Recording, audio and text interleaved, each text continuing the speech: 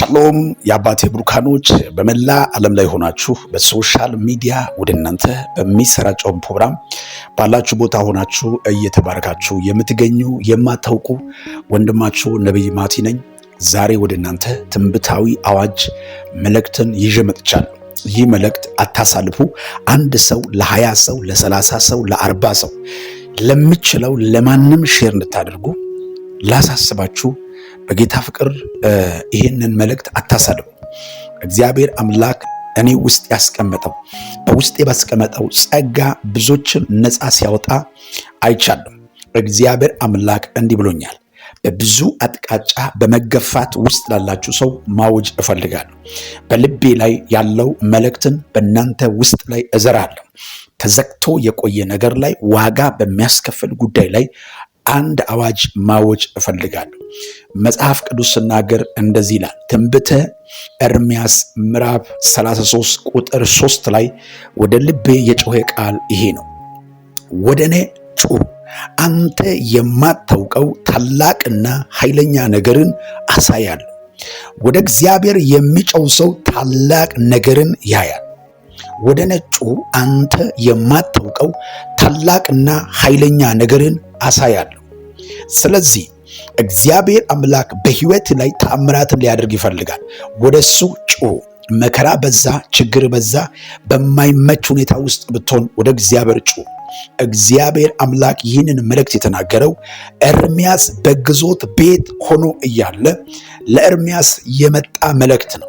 ኤርምያስ ከዛ መፈታት ወይም ከዛ እስር ቤት መውጣት ሲጠባበቅ ከእግዚአብሔር ዘንድ ለኤርምያስ የተሰጠ መልእክት ወደ እኔ ጩኽ አለና አንተ የማታውቀው ነገር አድርጋለሁ፣ ታላቅ ነገርን አሳያለሁ አለ። በሕይወታችሁና በዘመናችሁ ላይ ተዘግቶ የቆየ በር፣ ዋጋ ያስከፈላችሁ በር፣ እያስጨነቃችሁ ያለው በር፣ የምትሆኑት ነገር ያቃተ በር እግዚአብሔር አምላክ በጩኸት ይከብታል። ጋጋታ የሌለበት በር፣ የሰው እጅ የሌለበት እግዚአብሔር ብቻው የሚሰራ በር በኢየሱስ ስም ተከፈተ። ተቀበል፣ ግድ የለም። በናዝረቱ በጌታ በኢየሱስ ስም ተከፈተ። በስራ ጉዳይ ነው የምትጨነቀው፣ በኑሮ ጉዳይ ነው የምትጨነቀው። ይሄ መልእክት ለተቀበለው ላመነው ሰው በልቤ ውስጥ ያለው መልእክት እናገራለሁ። ከዚህ ሰዓት ጀምሮ ተዘግቶ የቆየ በር፣ ከዚህ ሰዓት ጀምሮ ውስብስብ የሆነ በማን ሊረፍ ምን ልሁን የምትለው ነገር ላይ እግዚአብሔር አምላክ ተአምራትን ያደርጋል።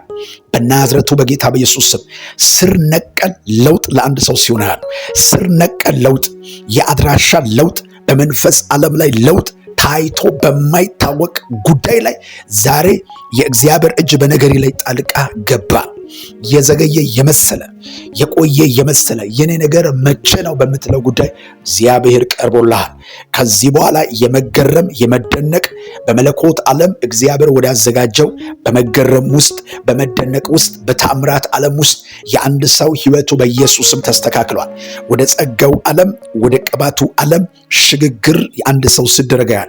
ሽግግር ከክብር ወደ ክብር፣ ከኃይል ወደ ኃይል፣ ከቅባት ወደ ቅባት በጌታ በኢየሱስ እግዚአብሔር ያለው ሰው፣ እግዚአብሔርን የያዘ ሰው፣ በእግዚአብሔር ላይ የተደገፈ ሰው፣ መመኪያ እግዚአብሔር የሆነ ሰው በምንም ታምር ሰዎች የሚለው ሁኔታ የሚለው ወዳጅ አዝማድ የሚለው ሳይሆን ሰፈር ኪሱ የሚለው ሳይሆን እግዚአብሔር ከዘመናት በፊት ያጨው ያ ክብር ውስጥ መግባት ሆኖላት አሜን ላለው በኢየሱስ ስም ሰዓቱ ደርሷል። ይህ መልእክት ለብዙ ሰው ሼር አድርጉልኝ።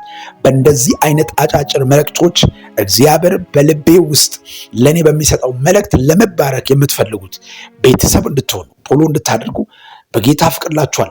10 ጊዜ ብቻ ኮፒ ሊንክ አድርጉልኝ። እንዲሁም 5 ጊዜ ሪፖስት እንድታደርጉ በጌታ በኢየሱስ ስም እላችኋለሁ። ሕይወታችሁ ይለምልም፣ ዘመናችሁ የተባረከ ይሁን። ዘመኑ ያንተ ነው። ሻሎም፣ ወዳችኋለሁ።